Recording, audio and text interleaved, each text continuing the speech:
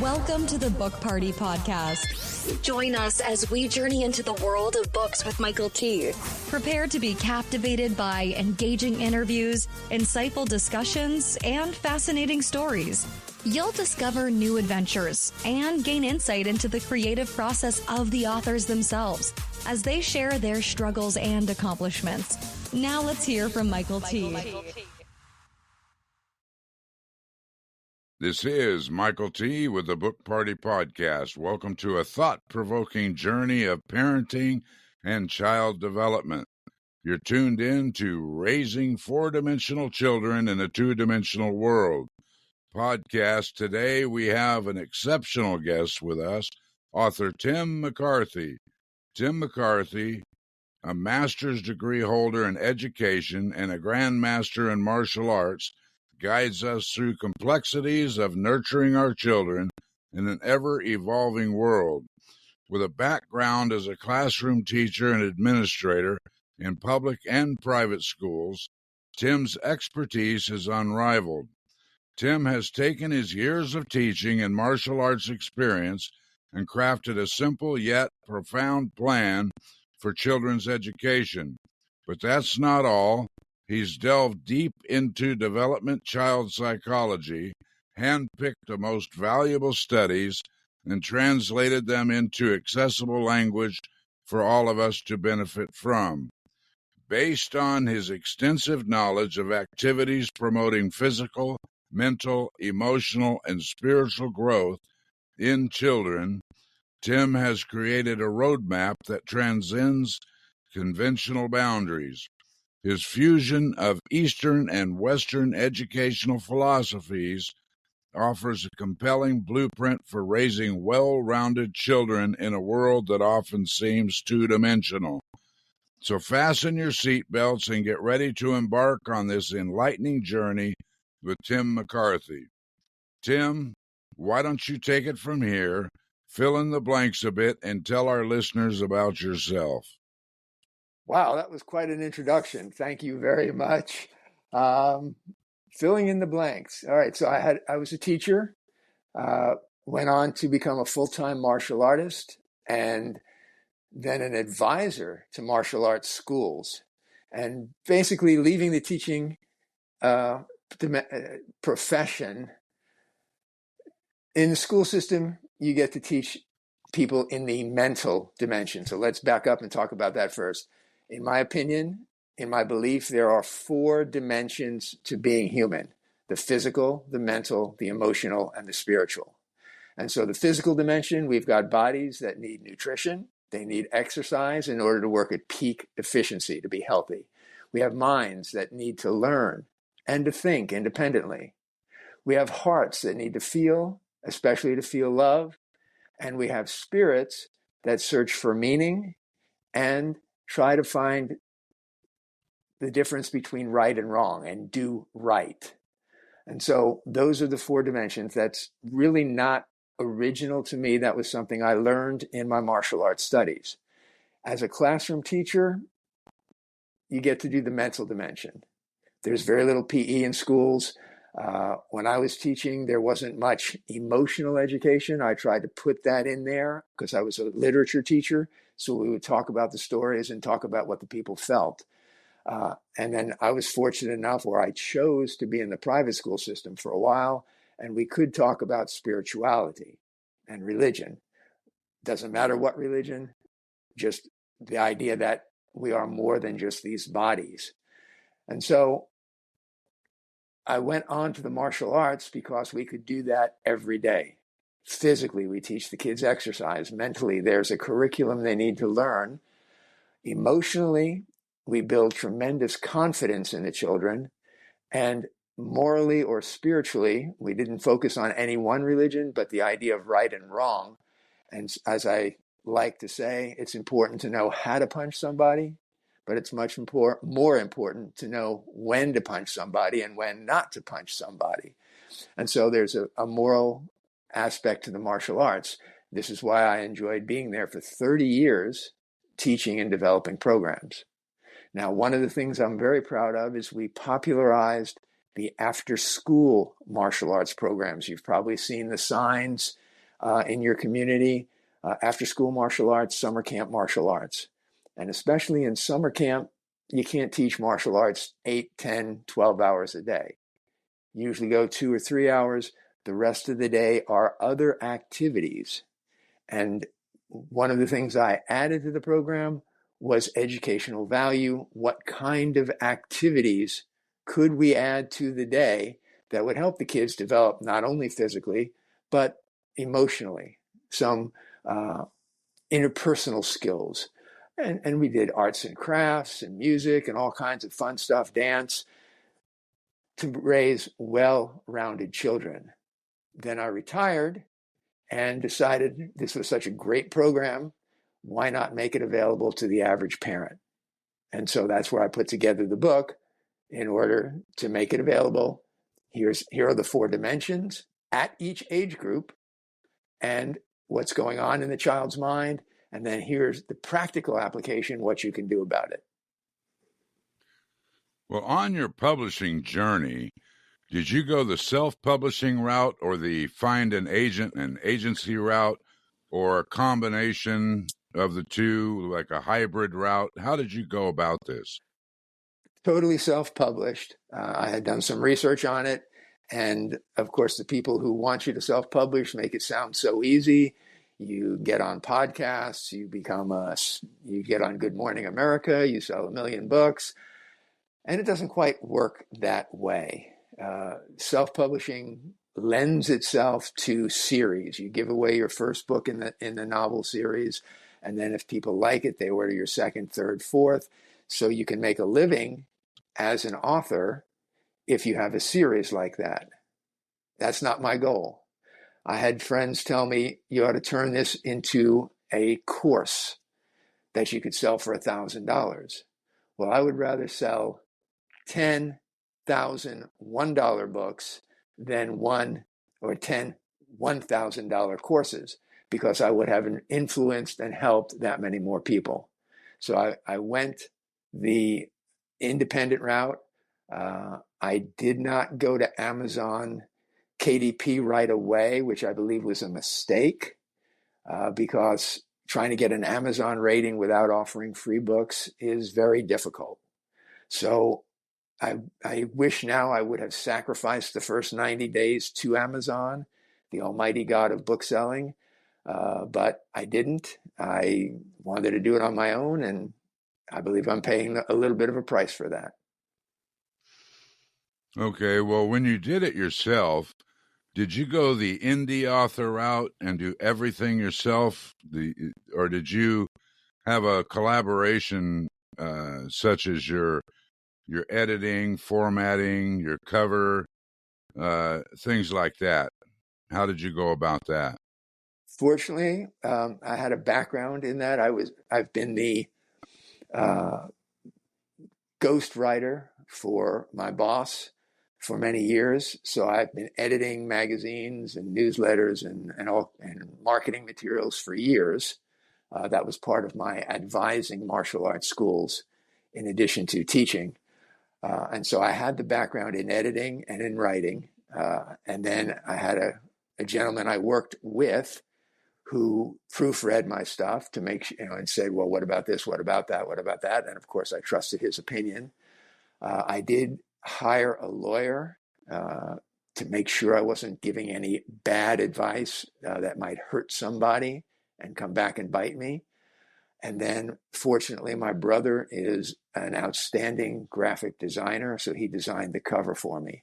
But as far as the layout, I just did it in Microsoft Word, saved it to PDF, and uploaded it to the various formats for ebooks. Okay.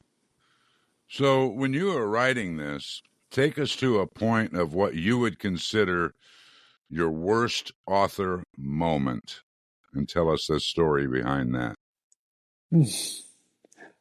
Sorry, but I don't like to dwell on bad moments like that. I am fortunate that because of over 30 years of writing under deadline, I really didn't have writer's block. I would have an idea, go for a walk, mull it out, come back and pound it out, and then go back and edit it. Some of the hardest part was the research. As you mentioned in the introduction, I did years of research into developmental child psychology.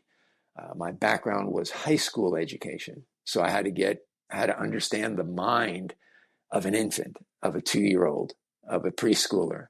And so I did a lot of research there, and then distilling that down into a sizable book, I guess, would be the biggest challenge I faced.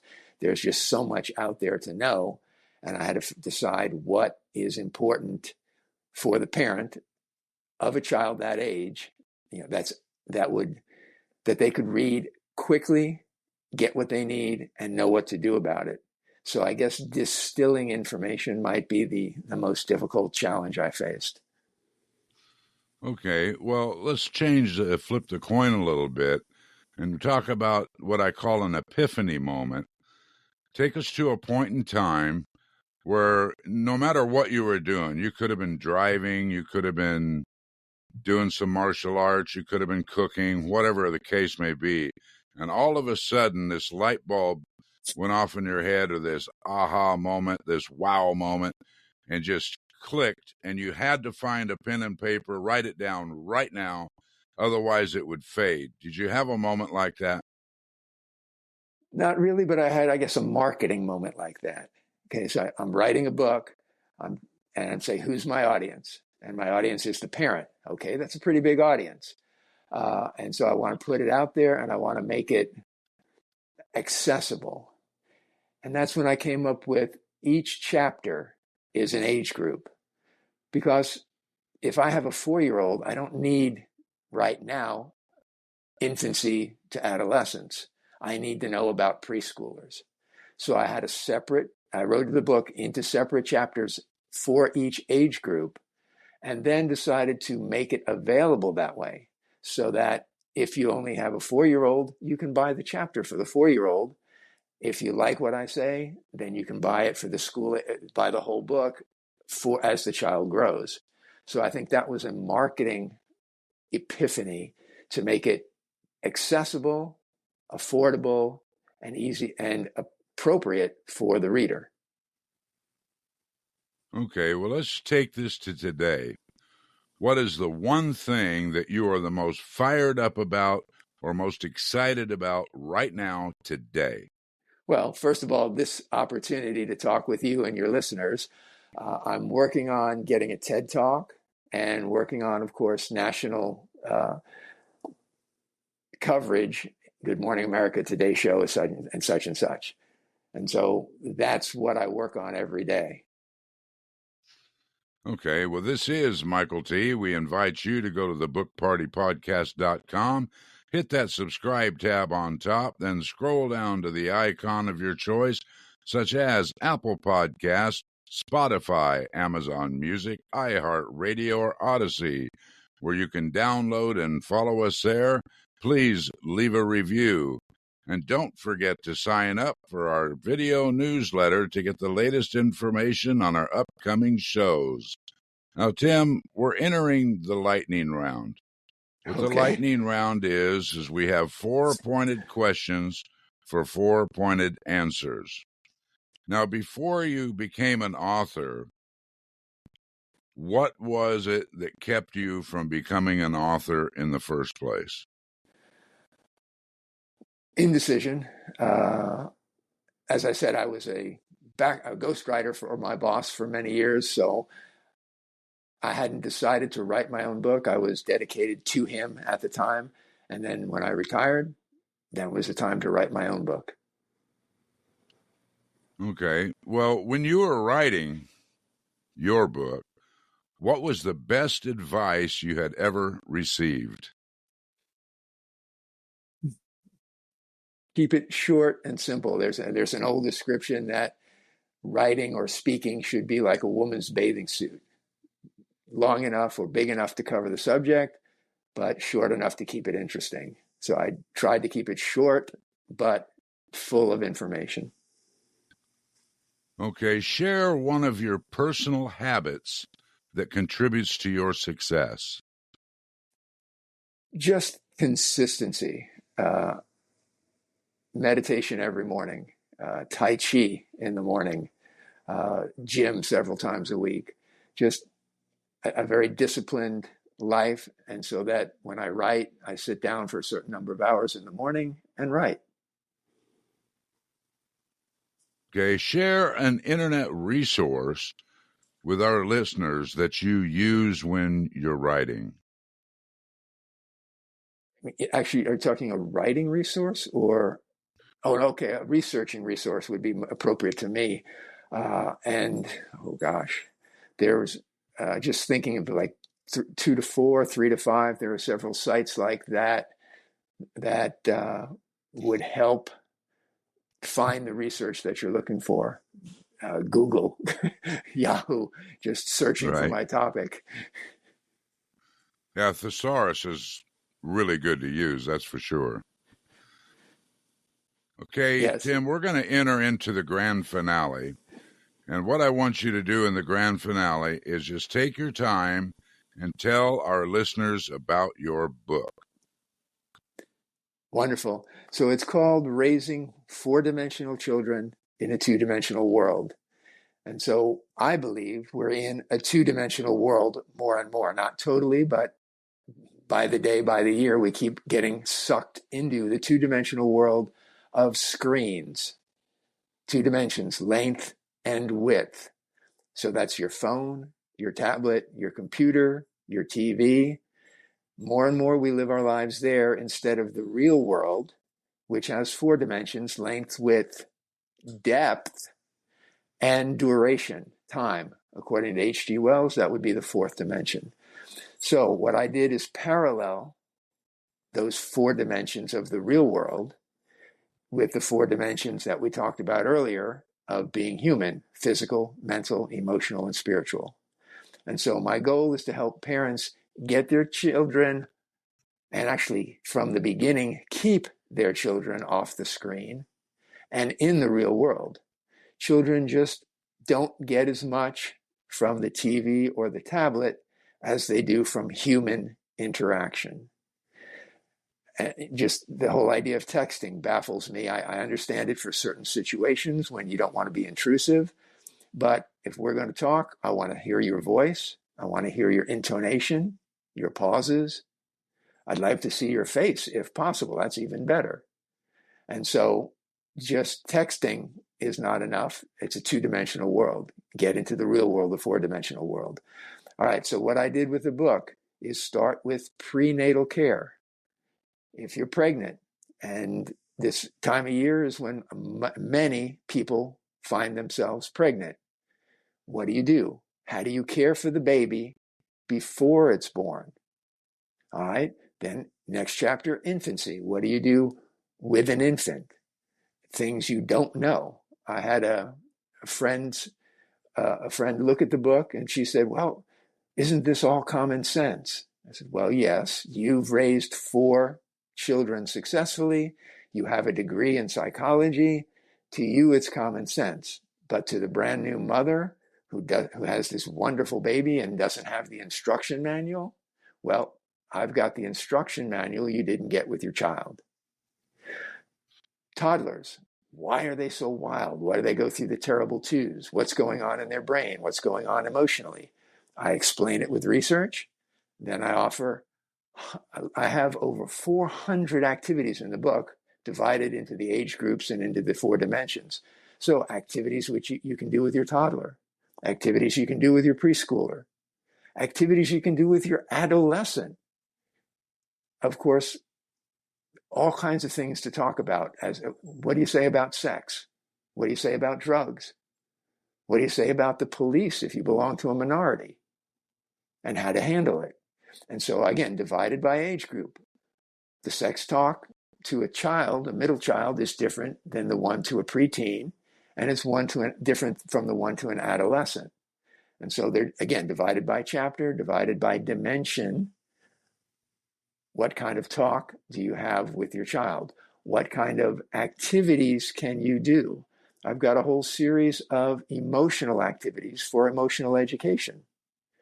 My parents were wonderful. They gave me a great, loving home. but they didn't give me an emotional education. I didn't know how to make friends. I didn't know how to talk to girls as a teenager. This book breaks it down age by age, how to make friends, what to say, what to do, what to expect from your child, how to guide your child with activities, moral education, what they're capable of at each age, when they start understanding the difference between cause and effect, when they want to know about the rules, what age do they start to want to go beyond the rules, and how do you handle that? So all of these details. And one thing that I also am proud that I did was combine fiction and nonfiction. Each chapter begins with a story, kind of a night and day choice. Here's parent one who does this, and here's parent two who does that. Which parent would you rather be? Hopefully you don't recognize too much of yourself in the bad parent, but you may. Hopefully you recognize or you see some direction in the good parent. So you've got a little bit of fiction writing as an illustration. Then we talk about what's going on generally, physically, mentally, emotionally, spiritually, and then activities for each dimension. And as I said, I wanted to make it accessible to everyone. You can buy the ebook on Amazon or on my website for $5, actually $4.99. But if you just want the chapter, you can get it for only 99 cents on my website. So I have to give that to you. It's 4D as in dimension, 2D.com, but there's a dash in the middle. You gotta have the dash or you end up in China somewhere. 4D-2D.com. Buy the chapter for your child's age for less than $1. Wow. Well, Tim, we thank you so much for being here with us today and opening up to us, and I'm sure our listeners appreciate this too. Again, this is Michael T. To all our listeners, I would invite you to go to bookpartypodcast.com, hit that subscribe tab on top, scroll down to the icon of your choice where you can find us on one of your favorite platforms, such as Apple Podcasts, Spotify, Amazon Music, iHeartRadio, or Odyssey, where you can download and follow us there, and please leave a review. Don't forget to sign up for our video newsletter to get the latest information on our upcoming shows. Book Party Podcast is owned and powered by MTM Legacy Publishing. This is Michael T., and we're signing off. You must not miss our next episode as we delve into a world of inspiration, entertainment, and thought-provoking insights. Join Michael T. on the next Book Party Podcast and experience a new adventure, a new story, and a complete immersion into the world of Pages Unveiled, Chronicles of the Writing Journey.